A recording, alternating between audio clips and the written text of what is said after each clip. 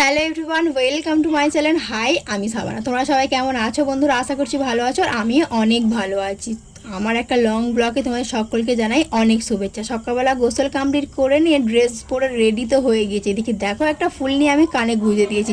কেমন লাগছে বলো? আমার হাজব্যান্ডকে, আমার মেয়েকে, দুজনকেই ঘুম থেকে তুলে নিয়ে ওদেরকেও রেডি করে আমরা বেরিয়ে পড়লাম আব্বুজিদের বাড়ি যাওয়ার উদ্দেশ্যে। এদিকে দেখো মেয়ে একটা হাতে ফুল পেয়েছে, সেটা নিয়ে ঘাঁটতে ঘাঁটতে যাচ্ছে, আর ওর পাপার জামাতে কেমনভাবে দাগ করে দিয়েছে। দেখো আজকে আমরা আব্বুজিদের বাড়ি হঠাৎ কি করতে যাচ্ছি, আজকে আমার আমাজির একটা স্বপ্ন পূরণ হবে। তাই আমরা যখন বেরিয়েছিলাম তখন ওই 8:30 9টা নাগাদ বাজে।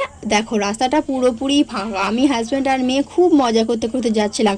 আমাজি বারবার ফোন করছিল আর বলছিল যে তোমরা একটু তাড়াতাড়ি আসো। আমাদের বাড়ি থেকে আমাদের বাড়ি কিছুক্ষণের ডিস্টেন্স, কিন্তু তাও আমাদের যেতে একটু দেরি হয়ে গেল।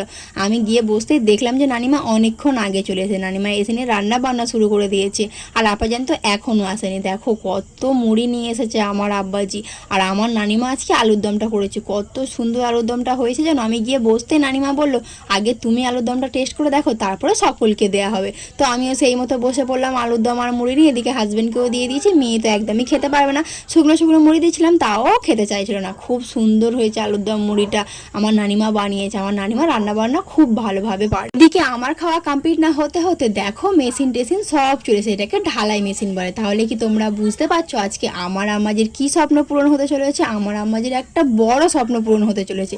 এদিকে মেশিন পত্র চলে এসেছে, ঢালাইয়ের কাজও শুরু হয়ে গিয়েছে। যেহেতু আমাদের পুরো ঘরটাকে ভেঙে দিয়ে তার উপরেই ঘর করা হচ্ছে, তাই জন্য আমার আব্বাজির একটা ঘর ভাড়া নিয়েছে। তো আমি সেই ঘরেতেই ছিলাম। আব্বাজি বললো যাও তুমি গিয়ে দেখে আসো ঘরটা কেমন হচ্ছে। তো আমি একটা আইসক্রিম খেতে খেতে যাচ্ছিলাম, কারণ প্রচণ্ড পরিমাণে গরম পড়েছে। এদিকে দেখো কত সুন্দরভাবে সব বাঁশগুলো লাগিয়ে দিয়েছে ঢালাইয়ের জন্য। আমাদের 2 কামরা ঘর হবে। তো আমি ছাদে উঠে দেখতে যাচ্ছিলাম, মানে একটা সিঁড়ি তো কমপ্লিট হয়ে গেছে, তো সিঁড়িতে উঠে দেখতে যাচ্ছিলাম কেমন হয়েছে। আমার আম্মাজির এত বড় স্বপ্ন পূরণ করেছে আমার আব্বাজি আর আমার ভাইজান দুজন মিলে। সব মেয়েরই একটা ইচ্ছে থাকে যে তার মাথার উপরে একটা ছাদ থাকবে, কত ভালো লাগে। তো সেই মতোই আমার আম্মাজিরও অনেক আনন্দের দিন আজকে। দেখো কতটা ঢালাই হয়েছে, হাফ হয়েছে। তখন আমি গিয়ে দেখেছি মেশিনটা বন্ধ করে রেখে ওনারা একটু টিফিন করছিল। যাত্রা কমপ্লিট হয়ে যাওয়ার পরে পেয়ারা তো আমি হাত দিয়েই পেরে নেবো। তখন আগে যখন পেয়ারা গাছে পেয়ারা হতো তখন গাছের উপরে উঠে পেয়ারা পাড়তে হতো। এখন তো সুবিধা হয়ে যাচ্ছে, কারণ ছাদের উপরে উঠেই পেয়ারা পাড়তে পারবো। আমি তো এটা ভেবে খুবই আনন্দিত। আমার আম্মাজিও বলছিল হ্যাঁ এবারে পেয়ারাগুলো আর খারাপ হবে না। তো আইসক্রিম খেতে খেতে আমি আবার নিচের দিকে নেমে গেলাম। চলো দেখা যাক ঘরগুলো কত বড় বড় করেছে আমার আব্বাজি। তো ঘরেতে ঢুকে দেখছিলাম যে সুন্দরই হয়েছে সব ঘরগুলো, কিন্তু দাবাটা একটু সরু হয়ে গেছে। যাই হোক, স্বপ্ন পূরণ হচ্ছে বলে কথা, সে যাই ভাবে হোক স্বপ্ন পূরণ হলেই হবে।